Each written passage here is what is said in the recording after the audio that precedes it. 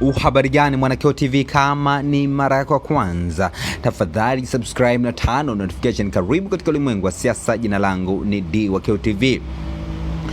Kesi inayomkabili mwenyekiti wa Chama cha Demokrasia na Maendeleo Chadema Mheshimiwa Tundu Antipas Lissu ikiwa inahunguruma muda huu katika Mahakama Kuu ya Tanzania masjala ndogo ya Dar es Salaam, na Hilda Newton anatupa updates za barabara katika kutoka katika viunga vya Mahakama Kuu ya Dar es Salaam masjala ndogo Mahakama Kuu masjala ndogo ya Dar es Salaam, pati namba 14 ikiwa inaendelea, huku Mheshimiwa Tundu Antipas Lissu akiwa anaendelea na kumdodosa mkuu wa gereza, yani ambaye anafahamika kama Mtamamiro almaarufu kama Bwana Jela. Mheshimiwa Tundu Antipas Lissu anasema mlete PCO hapa. Bwana Jela anasema ndio mawakili wangu walileta. Jaji anasema wakili wa serikali, nenda kaongee na shahidi wako anajua.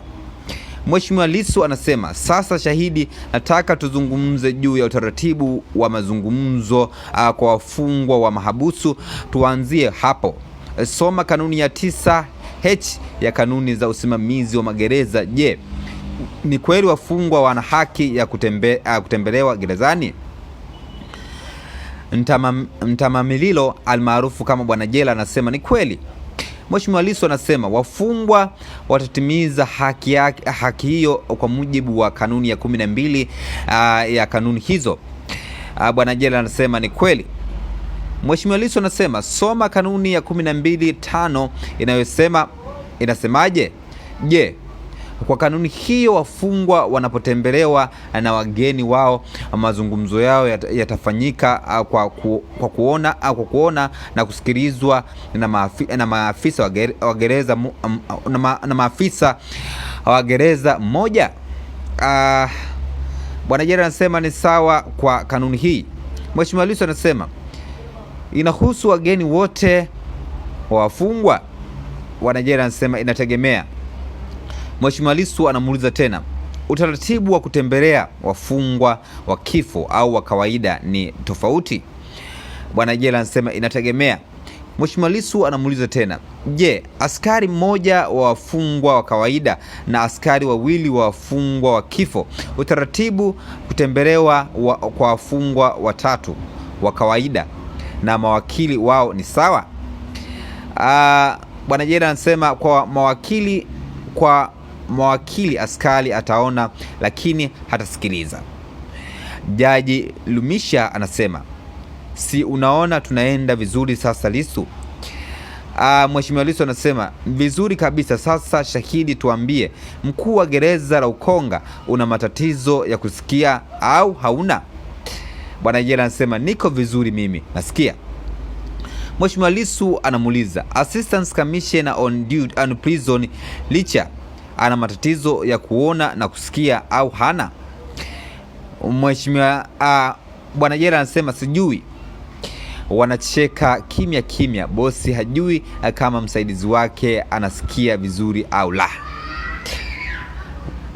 Mheshimiwa Lissu anamuuliza je, ACP Muhimbi naye ana matatizo ya kusikia? Bwana Jela anasema mimi sio daktari, sijui. Mheshimiwa Lissu anamuuliza je, ACP Mohamed naye? Bwana Jela anasema naye pia sijui kama ana matatizo ya kusikia. Mheshimiwa Lissu anamuuliza CGT Hamisi vipi, naye anasikia au hasikii? Bwana Jela anasema sijui. Inspector Mheshimiwa Lissu anasema Inspector Legal Office naye vipi, anasikia? Bwana Jela anasema naye pia sijui. Mheshimiwa Lissu anamuuliza wale akina mama watatu wanaofanya kazi admission officer wana matatizo ya kusikia na kuona au hawaoni au hawana? Bwana Jela anasema sijui. Kwa kifupi kesi imeanza sasa. Mheshimiwa Lissu anasema Koplo Dani mtunza fedha naye vipi, ana matatizo ya kusikia au vipi? Maana na yeye mara zote huwa yuko ofisini ya admission. Bwana Jela anasema sijui. Mheshimiwa Lissu anamuuliza wale maskari ambao huwa wanatoka na mimi na kolala na kuleta kwako Inspector Kais na Mwigia ukiongoza nao pia huwa wana matatizo ya kusikia. Bwana Jela anasema sijui. Mheshimiwa Lissu anamuuliza tena, waeleze majaji unafanya kazi magereza kwa miaka mingapi? Bwana Jela anasema mingi tu. Mheshimiwa Lissu anamuuliza mingapi? Bwana Jela anasema zaidi ya miaka 25. Mheshimiwa Lissu anamuuliza uliingia mwaka gani? Bwana Jela anasema mwaka 1995. Lissu anamuuliza kwa hiyo ni miaka 31? Bwana Jela anasema ndio. Lissu anamuuliza tena, umepitia mafunzo mbalimbali hadi kufikia cheo ulichonacho sasa? Bwana Jela anajibu anasema ni sahihi. Mheshimiwa Lissu anamuuliza tena, kwa hiyo wewe ni msomi wa masuala ya magereza hadi umefikia hapo? Bwana Jela anasema sahihi. Mheshimiwa Lissu anamuuliza, kwenye uzoefu wako jeshi la magereza linaweza kuajiri askari haoni au hasikii? Bwana Jela anasema haliwezi kuajiri, lakini unaweza kuumwa ukiwa kazini. Mheshimiwa Lissu anauliza, ukiajiliwa hauoni, utakapofufuka utaendelea kuwa askari magereza? Bwana Jela anasema mimi sio daktari. Watu wanacheka kidogo hapa. Mheshimiwa Lissu anamuuliza, kama atakuwa hasikii, je, ataendeleaje kuwa askari magereza? Bwana Jela anasema sina jibu. Mheshimiwa Lissu anamuuliza tena, hata kutokuwa na jibu ni jibu pia? Mheshimiwa Lissu anasema, je, askari magereza ambaye hasikii au haoni atashuhudiaje mazungumzo ya mfungwa au ndugu zake watakapokuja kumtembelea? Pati namba 15 itaendelea kwenye posti inayofuata. Kama Mwanakeo TV, ningependa kuona maoni yako katika sehemu ya comment section. Tafadhali shusha maoni yako katika sehemu ya comment section, hapo nitakuja akupitia.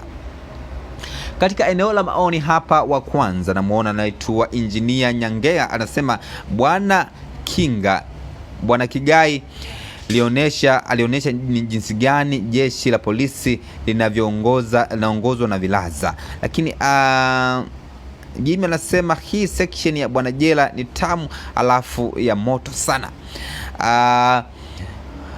Dr. Benedict anasema hapo kesi imeanza sasa, kazini kwa Bwana Jela kuna kazi leo. Lakini Kipepe Rungu anasema sasa patamu, pereka moto mpaka aseme anatumwa na nani akufanya hiyo bila kufuata sheria zinazomtaka mwongozo wake. Lakini Dejav anasema mboga moto, maji ya kunywa moto, ugali moto. Lakini Mabruki anasema kimeumana sasa. Hayo ni baadhi ya maoni ambayo wametoa katika chapisho Khida Newton. Jina langu ndio Ketive, tunakutana katika masuala ya kisasa. Bye bye.